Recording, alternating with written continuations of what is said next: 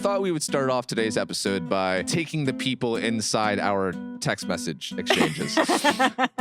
We've been talking a lot recently about the mating habits of birds. Yes. And the communication styles of birds, of mountain lions, of lots of the entire animal kingdom. You send me a lot of videos of birds, which it's very deep. Is very interesting.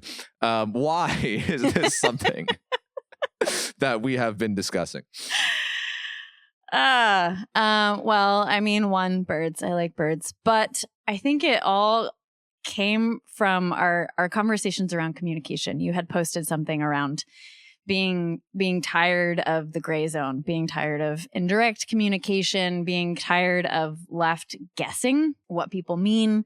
We were talking both about the dating world as well as the business world. Yep. Of like, I'm sitting over here thinking one thing is happening, and then somewhere down the road, I realize, oh, actually, this person was not actually communicating what they meant. And now everything's all topsy-turvy. And we were sharing about I was sharing about how birds don't do that to each other. They're just like, hello, I'm here. I'm interested in you. What do you think?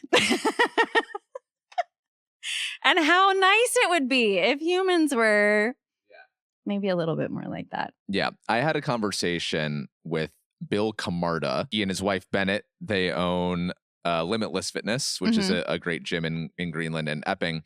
And last fall, as I was really thinking about the business future of Seacoast Stories, Bill had an extensive history before Limitless in the sales world. And I don't really have much experience in the sales world and the client negotiations world. And so I was kind of leaning on him for some tips and tricks for how to navigate certain business conversations. And he had told me something that really stuck with me.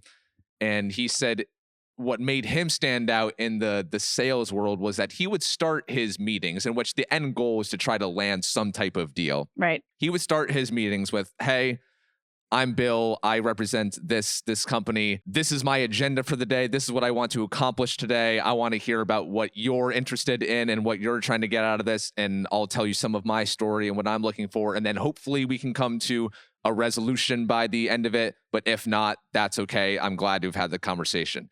And he said to me, wouldn't life just be so much better if we started a lot of conversations like that just at the beginning? God. Hey, these are my intentions. This is what I'm looking for. I want to hear what you're looking for. And this is hopefully the end result that we get to. And I was like, man, imagine just starting a first date with that conversation. Imagine starting a business negotiation. I was like, man, that is brilliant. But takes quite the balls to do that as well.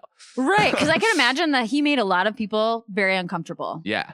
Because they were like, oh, we're kind of used to this more like pussyfooting, like, let's get to know each other. Right. And then later we'll figure out what's happening.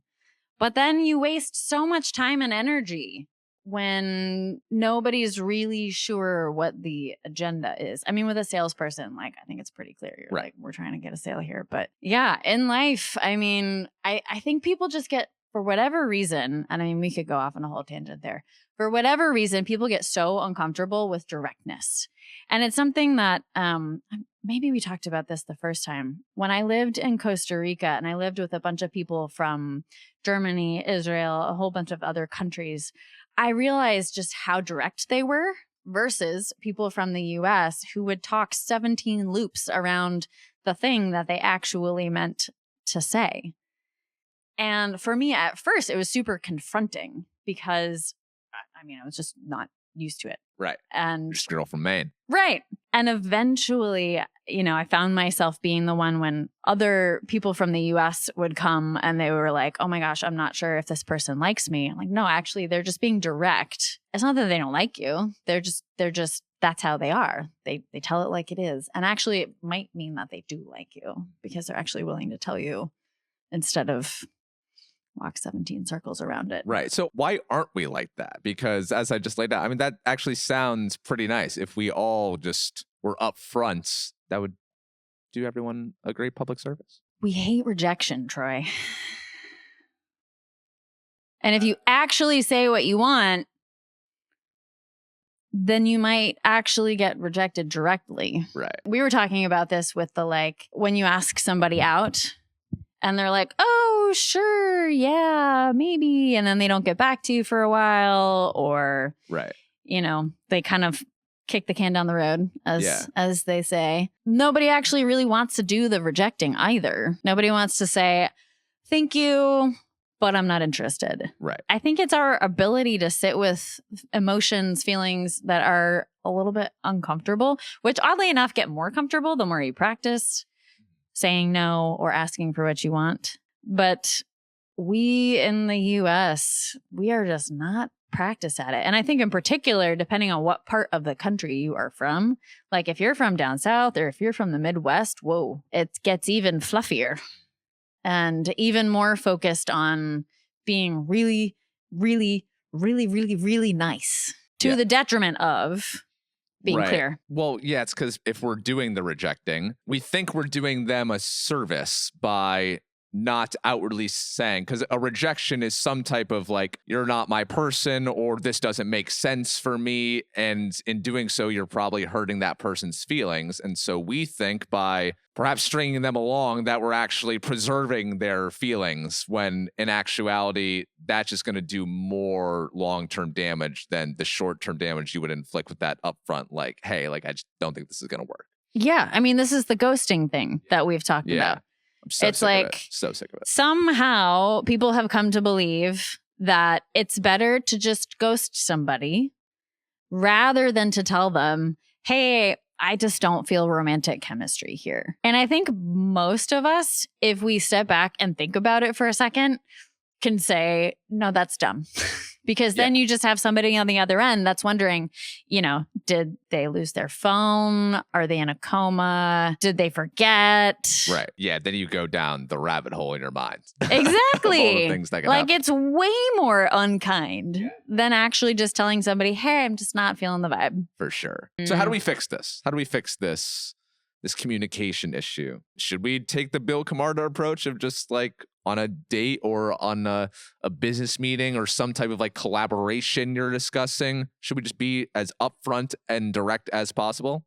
Honestly, yeah, I think so. I mean, we've talked about this where I've said, when you have mentioned this, of saying maybe I'll just start the date by saying, here I am, this is what I'm thinking, I'm interested in you, this is what I'm hopeful for. When I consider hearing that from somebody on a first date, I'm like, I feel relieved. Okay. Because I also don't love the gray area. And it's so interesting, right? There's so much dating advice out there in the world now. I love, and I think we've talked about him before, Sean Galanos of The Love Drive, because his answer to so many people's questions is, well, have you tried talking about it?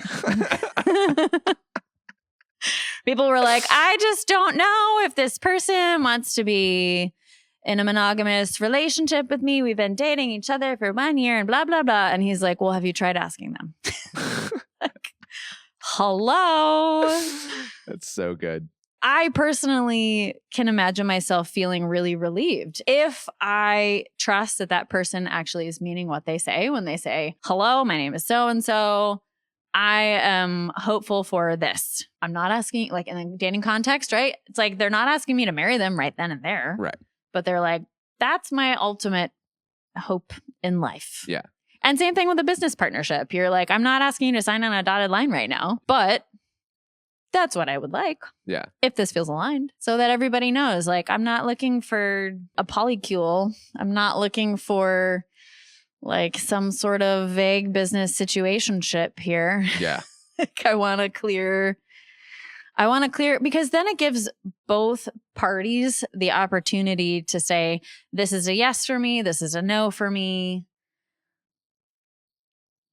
And the other person to say, okay, cool, yeah, I'm like with you on that one. Or like, oh, actually, can we talk about that one? But like, oof, how do we get people to be brave enough to have that conversation? I know. And to do it face to face too is the ideal. But there's been I feel like people's relationship with face to face communication is so all over the place. Like I aspire to have face to face conversations as much as possible because it's the hardest thing. I always want to do the hardest thing is if I have to reject someone or have some type of difficult conversation, like It takes a lot to be able to have that conversation face to face, and I try to do that as much as possible. But on the other end, you never know where that person is at.